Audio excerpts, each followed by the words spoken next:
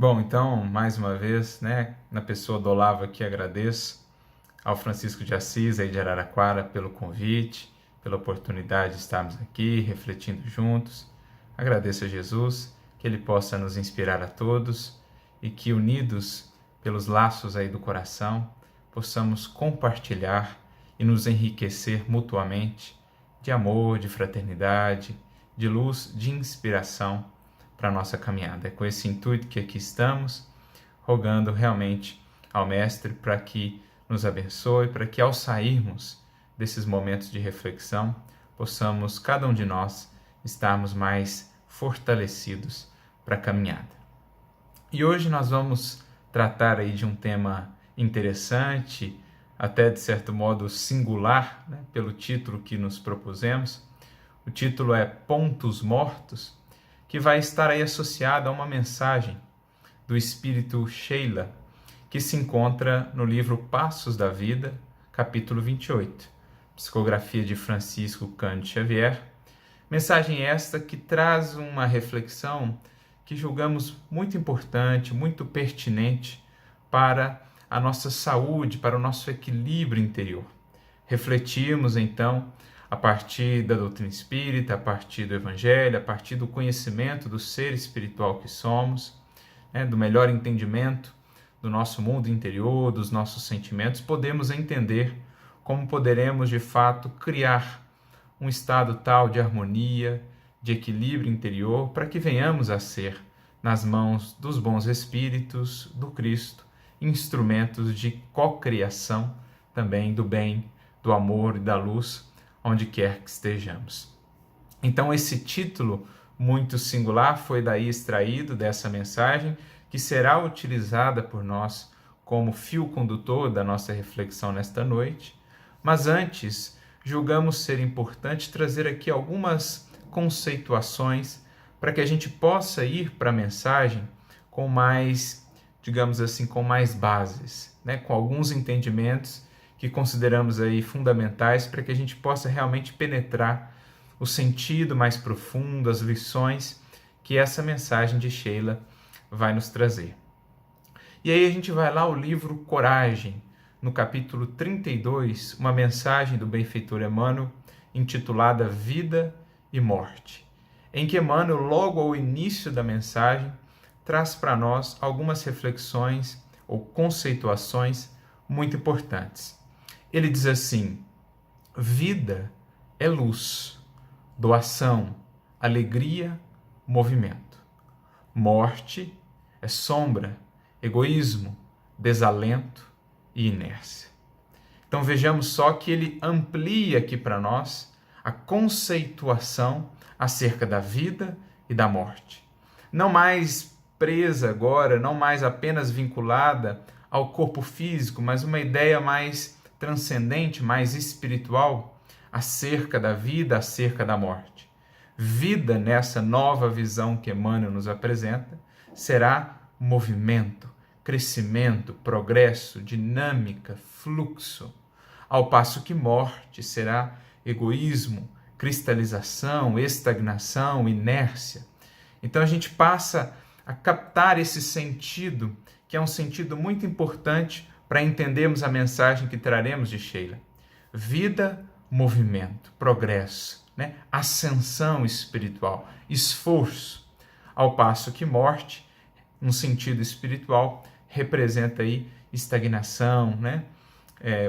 Cristalização, inércia, uma espécie de cativeiro às paixões, enfim, às ilusões. Então é importante a gente trazer essa conceituação, que vai ser complementada por uma outra definição, agora do espírito Abel Gomes, que está lá no livro Falando a Terra, um excelente livro do Chico, no capítulo 11, em que Abel Gomes vai definir a vida para nós como sendo uma corrente sagrada de elos perfeitos, do campo subatômico até Deus. Então, olha só como ele define vida. Uma corrente sagrada de elos perfeitos, do campo subatômico até Deus. Então, lembra uma outra definição também de Emmanuel, no livro Pensamento e Vida, no capítulo 3, quando ele diz que da glória divina às balizas subatômicas, o universo pode ser definido como uma cadeia de vidas que se entrosam na grande vida. Grande vida aí maiúsculo, a definir a vida divina. Então, o conceito de Emmanuel, o conceito de Abel Gomes aqui estão muito próximos, né? A vida como esse conjunto de elos, de conexões, de interações. E, claro, cada um de nós inserido nessa vida, nessa dinâmica universal, somos convidados a ser elementos que permitem esse fluxo harmonioso das forças divinas, das forças mais nobres da vida, o bem, a luz, o amor. Então, voltando à definição de Abel Gomes, né, um conjunto, né, sagrado aí, de correntes sagradas, né, formado por elos perfeitos que, diz ele, se nós, por impenitência ou por invigilância, viermos a desestabilizar, a dilacerar esses elos perfeitos, essa harmonia, seremos convidados a despender força, habilidade e tempo no devido reajuste. Então, que bacana essa definição, né? Que visão mais abrangente acerca do que é a vida, essa grande vida em que estamos inseridos. Vida é troca, vida é fluxo. E para que possamos cada vez mais usufruir da vida em sua plenitude, somos convidados a nos integrar a essas trocas, né? A essas correntes sagradas, a esses elos divinos, permitindo que as forças maiores, mais nobres da vida possam nos utilizar. Nos fazermos aí vasos que venham a transportar, né, no coração, na mente, as forças, a substância divina do amor, do bem, da luz, da misericórdia, da indulgência. E, naturalmente, se isso é a definição de vida, né, esse conjunto sagrado de elos perfeitos, a morte, tomando por base essa definição aí de Abel Gomes, será quando nós fugimos, então, dessas correntes, dessas trocas, desse fluxo, quando nos fechamos em nós mesmos, apenas no eu, no meu, para mim, no egoísmo, no orgulho, quando nos cristalizamos em torno de uma mágoa, em torno de um ressentimento, quando cedemos, né, nos deixamos aí aprisionar pelo ódio, pela agressividade, pela revolta. Nesse processo, nós estaremos, então, fugindo desse fluxo divino da vida. Né? Já dizia lá atrás um grande pensador oriental, Rumi, né? Que nós, em verdade, não buscamos o amor, é o amor quem nos busca. Né? Na verdade, mais do que buscar o amor, precisamos encontrar em nós as barreiras que impedem esse amor de fluir. Então, essa é a ideia de vida que nos foi aqui apresentada tanto por Emmanuel como também por Abel Gomes nessa sua definição. Então, feitas essas considerações, né, trazido esse novo entendimento acerca da vida e acerca da morte em sentido espiritual, a gente pode então penetrar nesse texto que mencionei da Sheila, intitulado justamente Pontos Mortos. Então, o próprio título já ganha para nós um novo sentido, né? Um ponto representa algo que ficou ali, né, fechado em si mesmo, algo muito limitado, algo muito estreito. É um ponto, é uma região de estagnação, é algo que se cristalizou, né? Não é algo que flui, não é algo que está em movimento, não é uma reta, né? Não é uma curva, é um ponto. Então é algo limitado, é algo fechado, um ponto morto, ou pontos mortos. É aquilo que estagnou, é aquilo que se cristalizou. Então a gente já vai compreendendo aí mais ou menos o que Sheila vai nos trazer. Capítulo 28 do livro Passos da Vida. E ela começa então dizendo o seguinte: se a presença de alguém te constrange a sofrer penosa impressão de mágoa, recorda que, nas vibrações desequilibradas, a te impelirem para a inquietude, jaz um ponto morto do sentimento, reclamando-te boa vontade para que se lhe extinga a perigosa existência. Então, olha que interessante, né?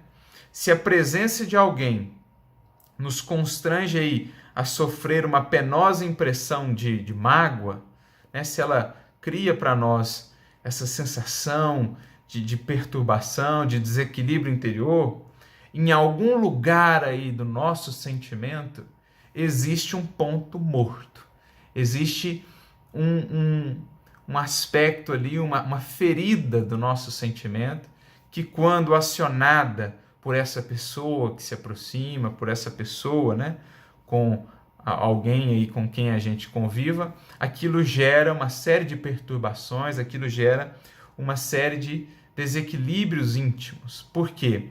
Naquele ponto ali, o fluxo harmonioso dos nossos sentimentos, ele está desajustado, ele está bloqueado. Então é preciso olhar para esse ponto, identificá-lo, para que possamos atuar ali, né, restabelecendo o fluxo harmonioso, desfazendo aquele ponto ali de cristalização, para que o amor, o bem, né, a misericórdia, a indulgência possam voltar a fluir da melhor maneira possível, né, para que a gente restabeleça o equilíbrio e reajuste também a convivência com aquela pessoa. Então, é mais ou menos isso o que Jesus quer nos dizer quando nos orienta lá a utilização, por exemplo, indiscriminada, né, tantas vezes quanto se fizerem necessárias, do perdão. Quando ele nos orienta a reconciliarmos com aqueles com quem temos dificuldades, aqueles com os quais aí, né, para os quais nutrimos algumas mágoas, alguns ressentimentos, a gente usar aí do perdão, da indulgência, da misericórdia, porque é o medicamento adequado, é o recurso mais adequado para reestruturar esse ponto morto, para diluir esse ponto morto e fazer novamente, no campo dos nossos sentimentos, um fluxo harmonioso, né? Uma vida cada vez mais abundante. Então, ela prossegue aqui com mais um exemplo acerca desses pontos mortos. Se a ofensa recebida foi impensadamente guardada por ti nas entranhas da alma, compelindo-te a lembranças aflitivas, não ouvides que aí fizeste um ponto morto, exigindo-te reajuste. Então, se uma ofensa ali foi guardada, não foi trabalhada, né, pelo perdão, pela indulgência, pelo amor, pela misericórdia, pela oração, se ela foi guardada, se eu deixei aquilo lá num canto, não olhei para aquilo, fui deixando aquilo crescer, fui deixando aquilo se espalhar, aquilo ali vai formando um núcleo ali de adoecimento, né, um ponto morto, que vai exigir de nós, mais cedo ou mais tarde, reajuste. Podemos postergar indefinidamente isso, complicando ainda mais a situação e o processo de reajuste depois, ou podemos apressar esse processo, facilitando esse reajuste, né, e impedindo muitas dores, muitas lágrimas, impedindo uma desestruturação interna dos sentimentos, né, mais complicada. É isso que Jesus quer dizer, mais uma vez relembrando a sua orientação no Evangelho, quando nos diz, olha, reconcilia-te depressa. Em outras palavras, analisa, olha para isso quanto antes. Não guarde mágoas, não guarde ofensas, não deixe que esses pontos mortos se formem, né, no campo do sentimento, porque eles vão ganhando dimensão, eles vão se espalhando, eles vão contaminando, né, todo o campo dos nossos sentimentos se não tivermos esse olhar, se não tivermos esse cuidado. Por isso, o reconcilia-te depressa com o teu adversário, o quanto antes melhor para a nossa saúde psíquica, né, para o nosso equilíbrio interior. Então, vai exigir o reajuste mais cedo ou mais tarde. E é o que ele disse, ela, né, no caso, Sheila, no parágrafo anterior, né, quando fala do ponto morto do sentimento, reclamando-te boa vontade para que se lhe extinga a perigosa existência.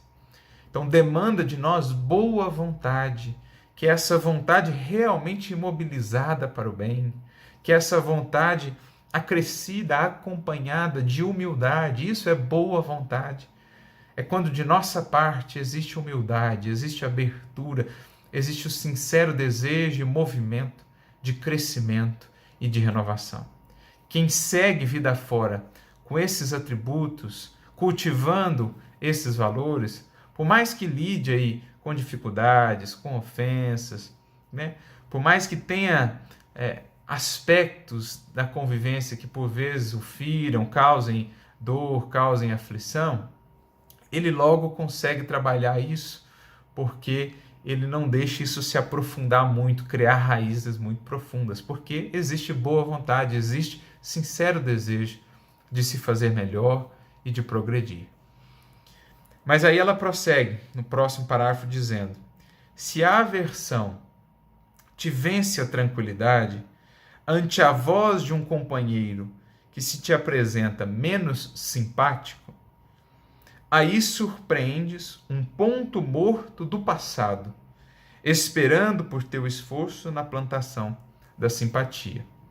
Então, muitas vezes, as aversões do presente, especialmente aquelas, né, entre pessoas ali muito próximas, às vezes dentro do lar, ou pessoas ali do círculo familiar, do círculo mais próximo, muitas vezes essa aversão, essa antipatia, vai ter raízes no pretérito. Nem sempre, mas muitas vezes, especialmente no círculo mais próximo, sim, terá raízes aí no pretérito. É um ponto morto de algum desajuste, de algum desequilíbrio, de alguma ofensa, de algum prejuízo mútuo que foi ocasionado no pretérito, que não foi muito bem trabalhado, às vezes já há muitas encarnações, há muitas existências, mas que temos agora a oportunidade, especialmente quando bafejados aí pelo conhecimento espírita, de trabalhar, de sanar, de resolver. É a chance bendita que temos de olhar para esse ponto morto, que às vezes temos arrastado aí há séculos, causando-nos um tremendo peso, né, na caminhada, criando uma série de dores, de angústias, de complicações internas e nos relacionamentos, e que agora, mais conscientes, nós estamos tendo a oportunidade de trabalhar. Então, diante daquele parente, daquela pessoa com a qual, né, não se nutra aí uma simpatia muito espontânea, uma proximidade muito clara, muito bem definida, no qual exista aí, ou para a qual exista ainda uma antipatia, uma certa aversão, busquemos desde já, pelo recurso da prece, né, da oração, pelo esforço, o movimento aí do bem, da compreensão, da caridade, da indulgência, busquemos revestir essa pessoa nas nossas melhores vibrações, busquemos olhá-la com um novo olhar, busquemos realmente sair um pouco de nós, do nosso ponto de vista, do nosso exclusivismo, para tentar entendê-la melhor. Criemos pontes ao invés de ampliar, de consolidar ainda mais os muros, para que enfim venhamos a nos aproximar, a diluir esse ponto morto e a fazer dessa antiga antipatia uma nova amizade, porque essa é a grande dinâmica, a grande proposta da vida. Os adversários, as antipatias, no fundo, ao longo dos séculos, vamos tudo convertendo em amizade, vamos tudo convertendo em laços de amor, de fraternidade, que são a verdadeira riqueza do Espírito. Já dizia Jesus: granjeai amigos. Essa é uma das metas primordiais que todos temos aqui na vida, fazer amigos, fazer irmãos, porque são esses os títulos que prevalecerão eternidade afora. Todos os outros títulos mudam, passam, as circunstâncias se transformam, mas lá na eternidade, né, na imortalidade, haveremos de conservar e aperfeiçoar, aprofundar ainda mais toda a amizade, todo o elo de fraternidade e de amor que soubermos construir aqui na experiência material. E essa será a nossa grande riqueza. Essa será a nossa herança mais sublime, o fato de termos muitos amigos, muitos corações com os quais contar. Essa é a riqueza dos espíritos superiores. Essa deverá ser também a nossa meta. E todos aqueles que por ora são adversários, são convivências difíceis, um dia serão também amigos, amigos queridos. Comecemos desde já a converter esses pontos mortos em mais um feixe, em mais um canal de expressão da vida abundante. Porque é isso que Jesus veio nos ensinar a construir, a realizar, quando nos disse, lá em João, capítulo 10, que ele era o bom pastor, que ele havia vindo para nos ensinar a alcançar essa vida, mas uma vida abundante, não simplesmente existir, mas mais do que isso, comungar cada vez mais com esse concerto divino da vida, lembrando lá a definição que nós trouxemos no início, né? Vida é movimento, é criação, é luz, é comunhão, é um conjunto sagrado de elos, de cadeias, de conexões. E quanto mais nos abrimos a outros corações, mais usufruímos dos recursos dessa vida abundante. Então, o nosso grande esforço na caminhada aqui enquanto encarnados e além também é ir removendo em nós tudo que seja muro, tudo que sejam esses pontos mortos, pontos de adoecimento, cristalizações do sentimento, a fim de que a vida divina que se espraia por todo o universo possa em nós encontrar um canal por meio do qual alcançar também outros corações e enriquecer ainda mais a dinâmica da vida. Ela prossegue: se encontras no trabalho um associado de tarefa, de cuja cooperação desejarias prescindir, à face do mal-estar que te impõe, aí possuis um ponto morto do caminho que precisas superar com a diligência do bem. Então, às vezes, não no núcleo familiar, mas no trabalho, haveremos de encontrar aquela pessoa com a qual temos mais dificuldade de convivência e tudo mais. É aí também um convite para olharmos o que em nós está sendo um elemento complicador dessa convivência. Porque uma vez que nos abrimos à convivência, uma vez que buscamos destacar, alimentar, nutrir o melhor do outro, o outro também aos poucos vai se abrindo para valorizar essa convivência, para renová-la, para transformá-la para algo sempre melhor, sempre mais profundo, sempre mais luminoso para ambas as partes envolvidas. Então, identificando o ponto morto em nós, identificando o que de nossa parte está criando complicações nesse processo de interação, automaticamente estamos convidando, sugestionando o outro também a olhar para si, a olhar para os seus pontos mortos, para que ambos, renovando-se internamente, possam também renovar a relação. Mas esse processo, mais uma vez, destaca aqui Sheila, pede de nós diligência no bem. Então a gente já viu boa vontade, a gente já viu a importância desse aspecto de olhar com humildade, com abertura para esses pontos mortos, e a importância também da diligência no bem. Então, quanto mais investimos no bem, em toda parte, mais o bem se torna um caminho mais natural, mais espontâneo para nós. Mais podemos contar com a força do bem a nos sustentar no processo nem sempre muito fácil de identificar e de superar esses pontos mortos. A gente vai sendo levado mesmo por essa própria força, essa inércia, esse movimento inicial do bem, uma vez que nós estamos já nessa diligência, nesse processo, o bem vai multiplicando as nossas forças para que possamos nos superar, auxiliando também outras pessoas no processo.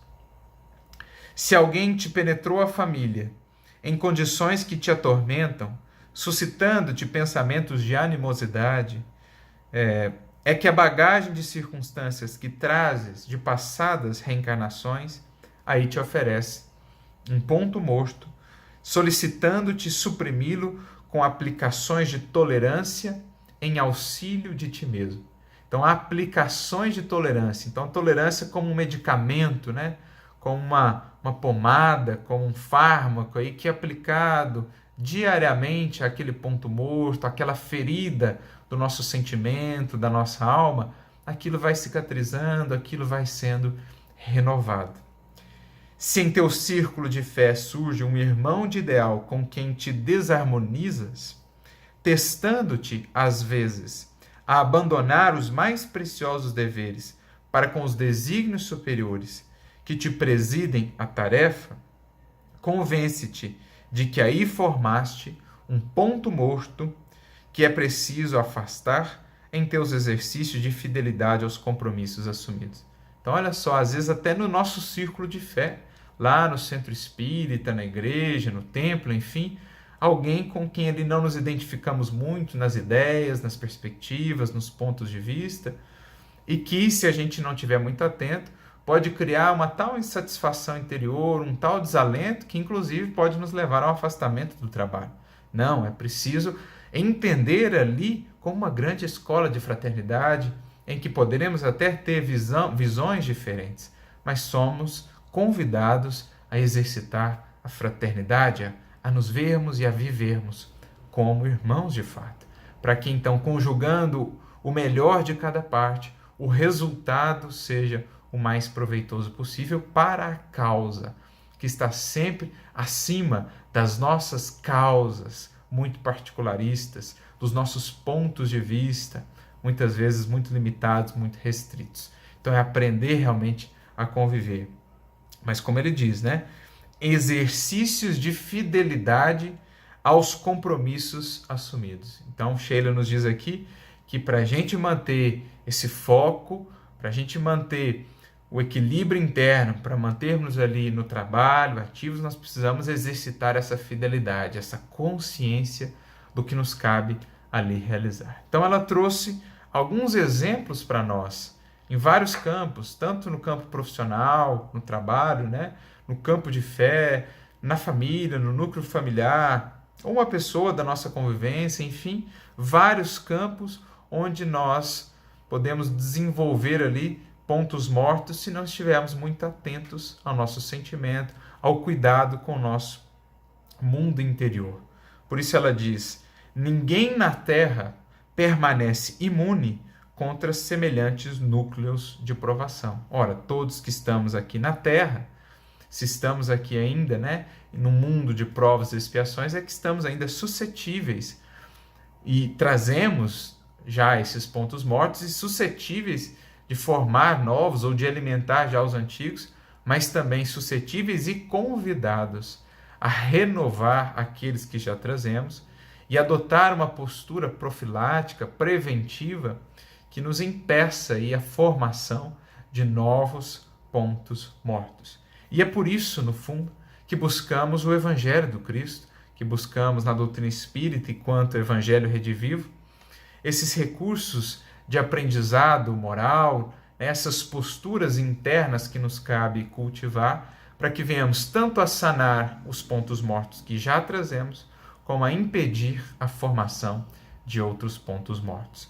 Então são processos internos do nosso sentimento de cristalização, de morte espiritual, de estagnação, que precisarão ser olhados. São núcleos que eles se formam, que, se não trabalhados prontamente, vão crescendo e vão, digamos assim, endurecendo o nosso coração, vão criando ali pontos que vão, digamos assim, enrijecendo as fibras do nosso coração e atrapalhando a nossa atuação em outras áreas, às vezes não tão associadas com aquela onde surgiu ali aquele ponto morto. Isso vai atrapalhando a nossa vivência como um todo, vai prejudicando o nosso equilíbrio interno como um todo, a nossa saúde psíquica, a nossa saúde espiritual. Nesse sentido, me recordo inclusive de uma fala de Jesus, que na verdade ele traz do profeta Isaías, é uma fala que está em Mateus 13:15, que recupera uma fala de Isaías, capítulo 6, versículo 10, quando o Cristo e o profeta Isaías falam ali daqueles com o coração endurecido, né? Jesus diz assim: e eles têm o coração endurecido e ouviram de mau grado com seus ouvidos e fecharam os olhos para que não vejam com os olhos, ouçam com os ouvidos, compreendam com o coração e se convertam e eu os cure. Então o que Jesus está descrevendo para nós? Ele está falando desses pontos mortos, desses pontos de endurecimento do coração, que vão levando a criatura a se fixar em torno daquilo e a comprometer a sua percepção da vida, dos outros, né? É o que Jesus está simbolizando ali por e fecharam os olhos e ouviram de mau grado, ou seja, ele está tão centralizado, tão fixado naquele ponto morto ali, naquele adoecimento, aquilo passou a ocupar uma posição tão central ali na sua vida íntima, no campo dos seus sentimentos, que ele prejudica tudo mais, a sua convivência, a sua interação com o mundo, enfim, a sua saúde, a sua estrutura psíquica como um todo. Por isso Jesus diz, né, os seus ouvidos se fecharam, os seus olhos se fecharam, e eles não estão abertos a essa conversão, ou seja, esse processo de renovação e de cura pelo Cristo, porque estão cerrados nesse coração endurecido, como uma tartaruga, por exemplo, né, que fechando-se tanto em si mesma, esconde-se ali no seu casco, se fecha para o mundo ao seu redor, para as outras pessoas, e fica ali curtindo, né, alimentando, nutrindo as suas mágoas, esses adoecimentos, o ódio, os processos de vingança, mesmo aqui, enquanto encarnados, e às vezes, em desencarnando, a criatura se prende a esses processos por séculos, na forma aí de processos obsessivos, de processos de profunda aflição no mundo espiritual, são os espíritos que comparecem aí na reunião mediúnica, depois na forma de obsessores, de fascinadores, ou de espíritos obsidiados, em processos muito complicados no mundo espiritual. Por quê? Se fecharam nesses pontos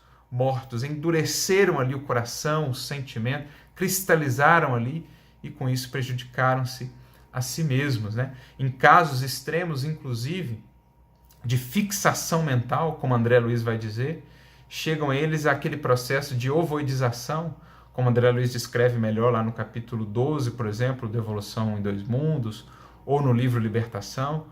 O que são aqueles indivíduos que chegaram àquela desestruturação perispiritual, né? Formando ali os ovoides?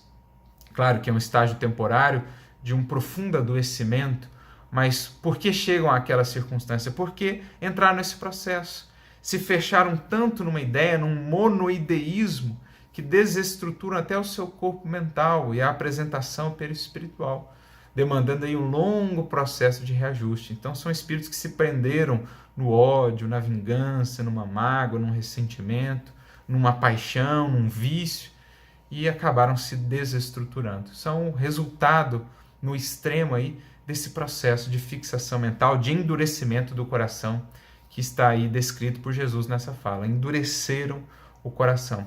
Como a gente vê também lá no Livro dos Espíritos, na questão 997, por exemplo, quando Kardec fala de espíritos que já têm até uma bagagem de esclarecimento, de instrução, mas que permanecem assim profundamente endurecidos aos conselhos, ao amparo dos bons espíritos ou ao amparo de uma reunião mediúnica. E ele pergunta o porquê disso, e os espíritos então lhe respondem que são aqueles espíritos que, impelidos pelo orgulho, se revoltam contra Deus, se prendem ainda mais aí aos seus desvarios e chegam até a exagerá-los, ou seja, a cultivá-los, a nutri-los, a alimentá-los, e entram nesses processos complicados, mesmo após a desencarnação, processos que por vezes duram por muitos séculos. Então, daí a importância de o quanto antes identificar esses pontos mortos, para que eles não se tornem aí um ponto em torno do qual venhamos a fixar o nosso pensamento, a nossa mente, chegando nesses processos mais graves.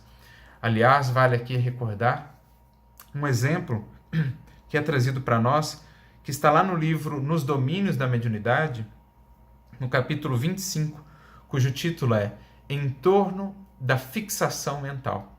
Nós temos ali André Luiz e Hilário, né, aprendendo com Aulus, que é o benfeitor que orienta André Luiz ao longo dessa obra, Nos Domínios da Mediunidade. E eles estão falando ali de processos obsessivos, graves, de fascinações. E Hilário, em determinado momento, volta-se para o benfeitor Aulus e diz: olha, eu não consigo ainda entender muito bem como se dá esse processo de cristalização do espírito em torno de sentimentos, de situações, que leva, por exemplo, um espírito a se colocar na posição de um obsessor por 4, 5, 6 séculos, enfim, os processos mais complicados, como a gente vê também lá no livro Libertação, o que está por trás desses processos. E aí, em determinado momento, o Aulus responde assim para ele, né? A ideia fixa pode operar a indefinida estagnação da vida mental no tempo. Então, essa ideia também de um ponto morto, uma ideia fixa, é uma cristalização, uma estagnação da vida mental no tempo. O espírito deixou aquele ponto morto crescer de tal modo que aquilo passa a ocupar todo o seu pensamento. Ele gravita em torno daquilo, ele está estagnado em torno daquela fixação mental, daquele monoideísmo, que levado ao extremo, como define lá André Luiz no capítulo 12 do livro Evolução e dos Mundos, leva inclusive àquele processo de ovoidização, de desestruturação do corpo mental, do corpo perispiritual, porque ele gravita única e exclusivamente em torno daquela ideia fixa. É um monoideísmo enquistante, é um ponto morto que o leva àquele processo. Seja ele uma paixão, seja ele um ódio, uma vingança, enfim. Aí mais adiante, Aulus prossegue descrevendo esse processo. Olha que interessante. É que o tempo, para nós, é sempre aquilo que dele fizermos. Para melhor compreensão do assunto, lembremos-nos de que as horas são invariáveis no relógio, mas não são sempre as mesmas em nossa mente. Então, nós temos aí o tempo cronológico, mas o tempo é também, antes, de mais nada, profundamente psicológico. A gente percebe isso nas nossas próprias vidas. Quando, por exemplo, estamos fazendo algo que nos é muito agradável, o tempo parece voar, passar muito rápido, ou quando estamos envolvidos com algo que não nos seja assim muito agradável, o tempo parece muito lento, muito demorado. Então, mais do que o tempo cronológico, estamos falando também de um tempo psicológico, de um tempo íntimo, subjetivo da criatura, que está associado à sua maneira com a qual ela lida com a vida, com o tempo, o que ela faz do tempo. Por isso, ele prossegue: quando felizes, não tomamos conhecimento dos minutos, satisfazendo aos nossos ideais ou interesses mais íntimos, os dias voam céleres, ao passo que, em companhia do sofrimento e da apreensão, temos a ideia de que o tempo está inexoravelmente parado. Então, quando a gente está fazendo com amor, fazendo com alegria e tal, a gente tem essa ideia então de velocidade, de movimento, de fluxo, de vida. Por outro lado, quando a gente está no tédio, na tristeza, na revolta, na angústia, a gente tem essa sensação de lentidão, de estagnação, de morte em sentido espiritual, que é os conceitos que nós trabalhamos lá logo ao início. Por isso, ele continua: e quando não nos esforçamos por superar a câmara lenta da angústia, a ideia aflitiva ou obcecante nos corrói a vida mental, levando-nos à fixação.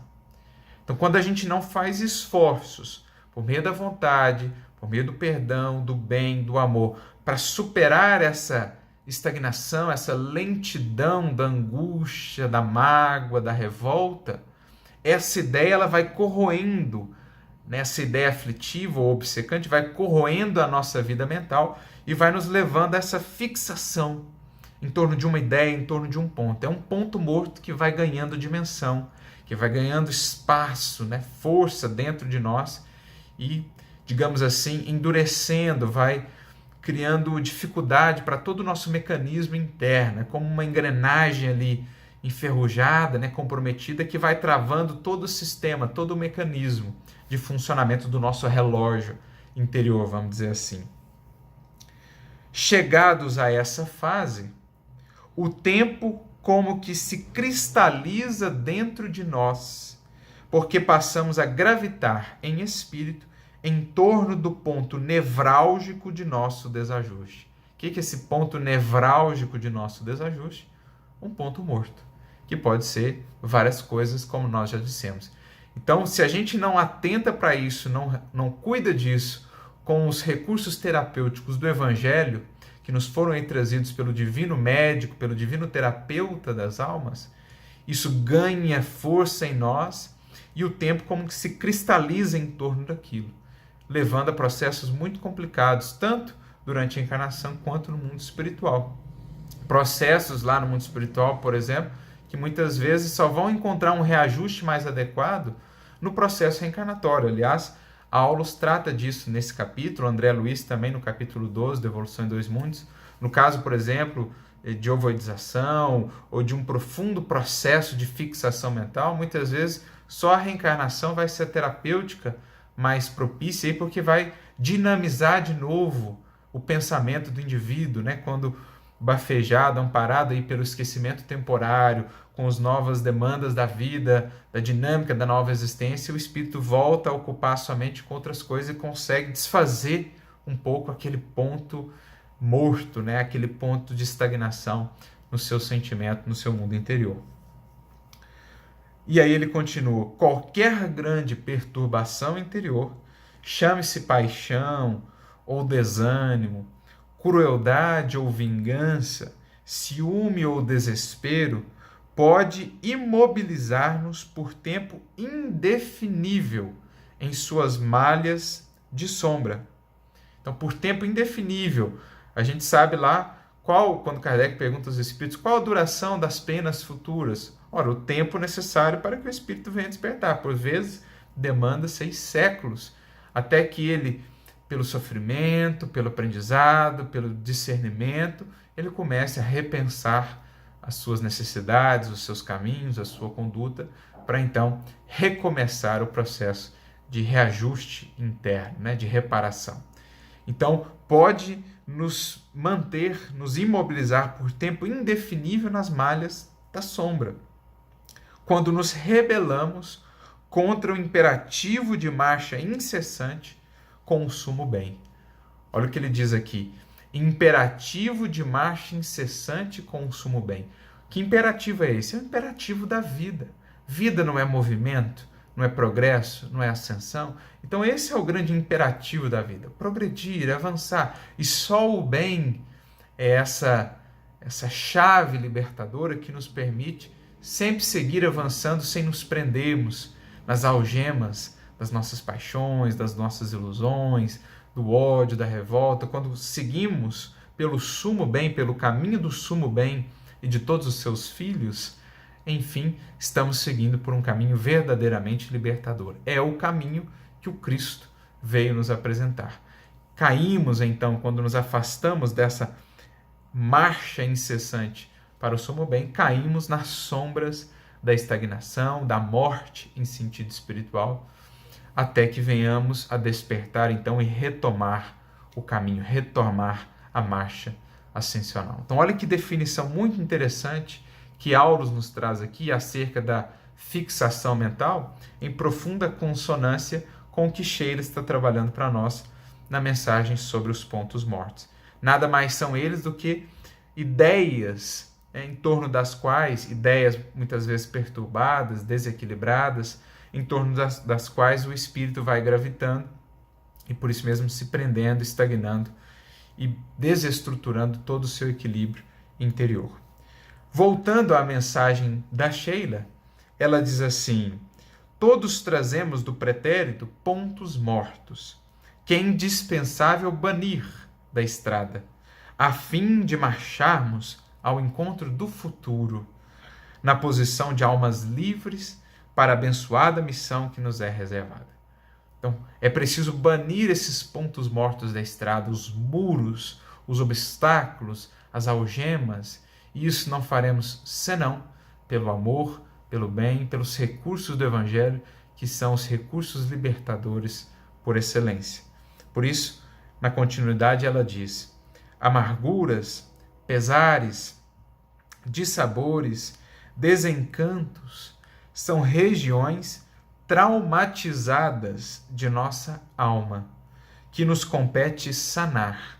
Então, são regiões traumatizadas, são feridas, são marcas ali, que se a gente não sana, se a gente não trata, se a gente não devolve a saúde, né, isto é sanar, aquilo vai infeccionando em sentido espiritual, vai proliferando, vai criando complicações que depois tornam um quadro muito mais difícil de superar.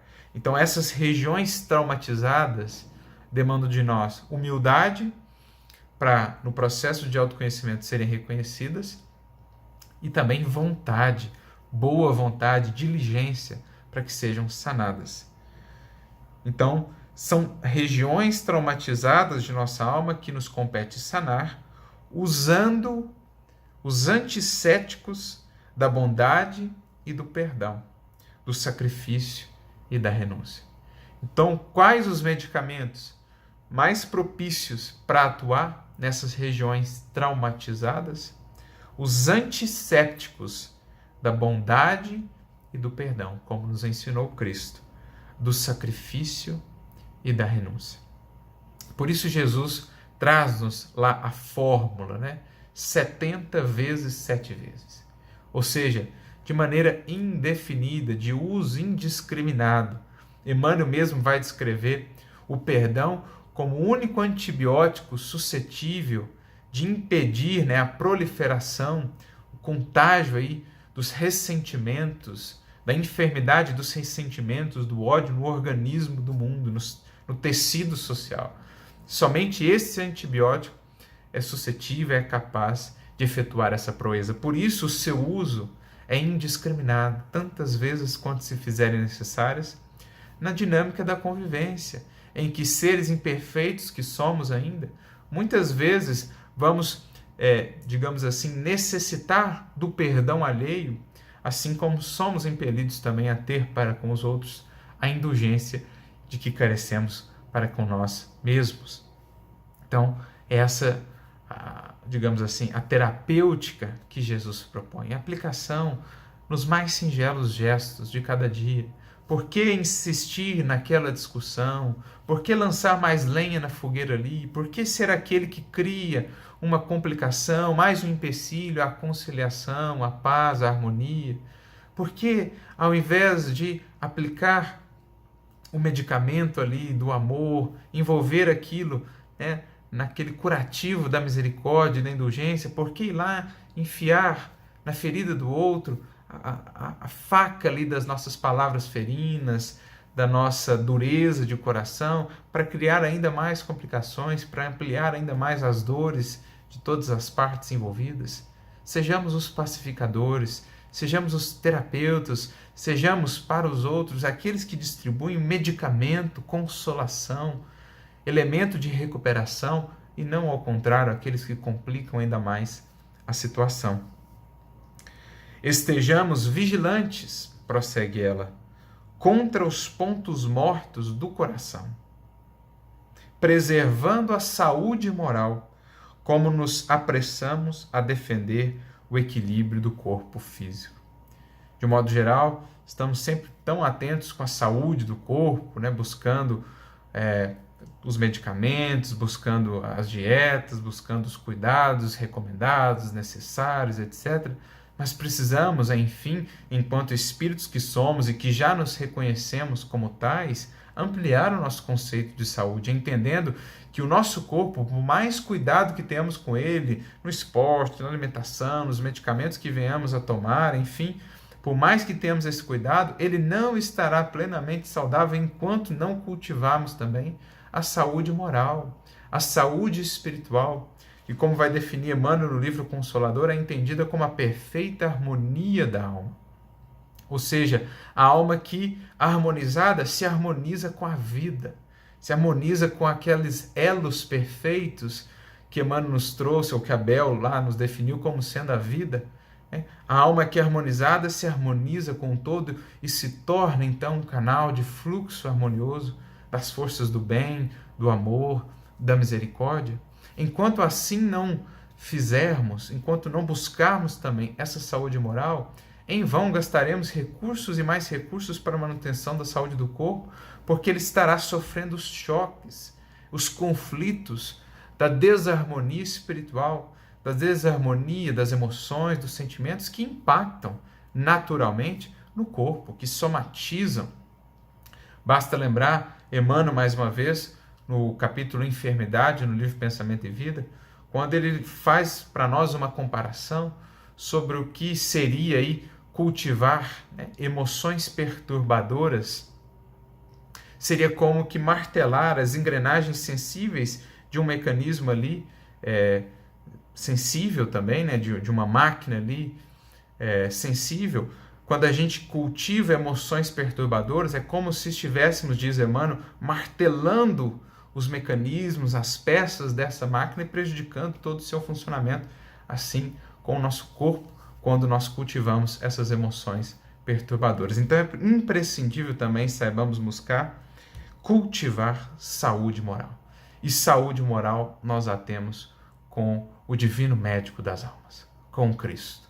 É investir dia a dia em mais amor, em mais serviço, em mais misericórdia, que são processos, que são forças que resultam aí do nosso compromisso de nos aprofundarmos cada vez mais na relação com Cristo, de estreitarmos a vinculação do nosso coração ao coração dele, na medida em que criamos essa intimidade que nasce do autoconhecimento, que nasce da busca sincera na oração, no contato com o Divino Mestre dia a dia, os resultados disso são naturalmente mais reservas de amor e de bondade que poderemos então distribuir, doar aos nossos irmãos. Isso será construir e cultivar saúde moral. É ter no âmbito das relações sempre em pauta, sempre por meta, o referencial que nos foi dado, que é Jesus. E então, Sheila conclui para nós: rendamo-nos à serenidade e à paciência, no serviço infatigável do bem, com o Cristo de Deus, porque o Mestre da ressurreição é igualmente o grande médico da vida eterna, capaz de libertar-nos do jugo tiranizante da morte. Jesus mesmo já nos havia dito: eu sou a ressurreição e a vida. Em que sentido podemos entender essa fala dele? Um dos sentidos é justamente esse, que aquele que com ele segue está sempre nesse processo de ressurreição, ou seja, de renovação e de amplificação da vida, porque nunca se deixa estacionar, estagnar, cristalizar em torno de pontos mortos, a mágoa, o ressentimento, as paixões. Ele entrou nessa dinâmica do infatigável bem com Cristo de Deus, que lhe dá serenidade, que lhe dá paciência para lidar com os desafios da vida e da convivência, mas que o preenche também de forças, de reservas enormes, com as quais ele possa superar todas as cristalizações internas e impedir a formação de quaisquer outros pontos mortos, para que então possa verdadeiramente se integrar à vida maior, à vida abundante, que aí está, oriunda de nosso Pai, envolve-nos a todos, a todo o universo. Essa vida é comunicada, ela é levada, e cabe a cada um de nós abrir o nosso campo interior, criar espaço em nós para podermos albergar cada vez mais essa vida. Para isso é preciso criarmos, fazermos do nosso coração uma comporta aberta, por meio do qual a força divina do amor, que é a grande mantenedora da vida, possa fluir através de nós, fazendo-nos cada vez mais ricos, cada vez mais plenos, cada vez mais preenchidos de sentido e de recursos com os quais possamos doar, servir e amparar a outras vidas. Somente assim, Jesus será para nós mais do que aquele ser que admiramos, será de fato o médico a quem recorremos dia a dia na cura de nós mesmos, digamos assim, na superação do endurecimento do nosso coração, para que nos abramos à vida e sejamos por ela utilizados na composição e na sementeira do bem em toda parte. Recordando mais uma vez a fala de Jesus: têm eles endurecido o coração, fecharam os ouvidos ou ouviram de mau grado, fecharam os olhos para que não vejam com os olhos, ouçam com os ouvidos, não compreendam com o coração e se convertam, e eu os cure.